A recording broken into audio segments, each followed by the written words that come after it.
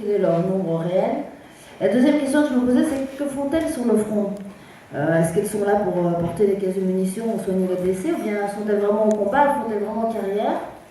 Et la troisième question, c'était comment, dans cette partie du monde qui n'est quand même pas connue, donc le Moyen-Orient, qui n'est pas connu pour la défense et le droit des femmes, comment se fait-il que des femmes atteignent des postes assez importants apparemment dans la guérilla? Donc, voilà, on a fait 2 voyages, en mai et en novembre 2015. Et donc on a rencontré beaucoup de femmes. On est entré clandestinement en Syrie. Une première fois par la Turquie, en sautant au-dessus de fuites barbelés. Enfin, je pourrais vous raconter en détail si ça vous intéresse. Une deuxième fois depuis l'Irak. Et on a rencontré beaucoup de femmes sur le terrain parce qu'on voulait, moi je voulais une Kurde syrienne, parce que dans la guérilla kurde, évidemment, il y a des Kurdes qui viennent de partout. Donc, comme vous savez, le Kurdistan, il est divisé entre 4 pays. Il y en a en Syrie, il y en a en Turquie, il y en a en Irak, il y en a en Iran. Et dans la guérilla, ils sont tous mélangés. Donc moi, je voulais quelqu'un de local, parce que c'était une manière de parler de la Syrie, bien sûr.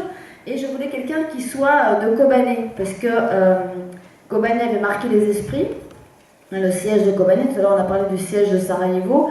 Il y a eu aussi un siège de Kobané, donc ça avait marqué les esprits dans toutes ces batailles que compte la guerre de Syrie.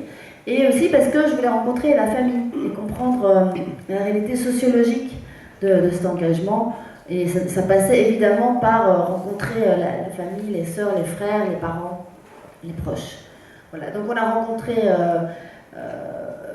beaucoup de femmes. C'était compliqué, c'est très compliqué de négocier aussi avec la guérilla.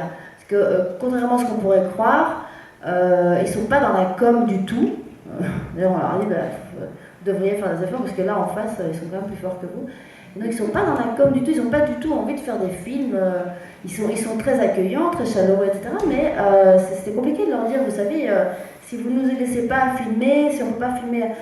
Donc c'est des négociations, on a pu finir, on a passé des jours parfois à rien faire. On devenait dingue, on tournait dans le Kobané, faire des plans de Kobané, et finalement ils nous ont fait confiance, et ils nous ont présenté plusieurs personnes. Et en fait, Vianne, vous avez vu dans l'usine Lafarge, on avait rendez-vous avec la grande commandante, et la grande commandante est venue nous dire bonjour 2 minutes, puis elle a dit, écoutez, vraiment, j'ai pas du tout le temps, j'ai un front à gérer.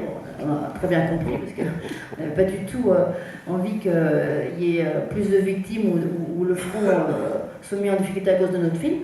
Mais je vous laisse mon adjointe. Et c'est comme ça qu'on a fait sa rencontre. On s'est dit, mais en fait, pourquoi est-ce qu'on va chercher les complications? Donc voilà, on a passé des heures et des heures à discuter d'abord avec elle, voir. Et alors, Vianne, c'était un bon choix, parce qu'évidemment, finalement, elle a apporté le film et le livre. C'est lourd quand même, il faut raconter sa vie.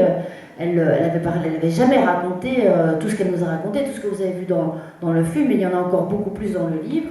Voilà, elle a été cherchée loin, c'est-à-dire, voilà, et puis parfois elle ne comprenait pas mes questions.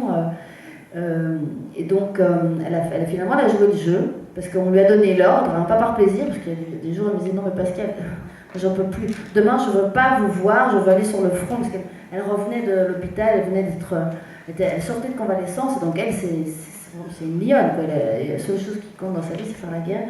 Donc s'asseoir, raconter sa vie, ou bien nous traîner avec la caméra derrière, c'était vraiment pas son truc, mais on y est arrivé, heureusement.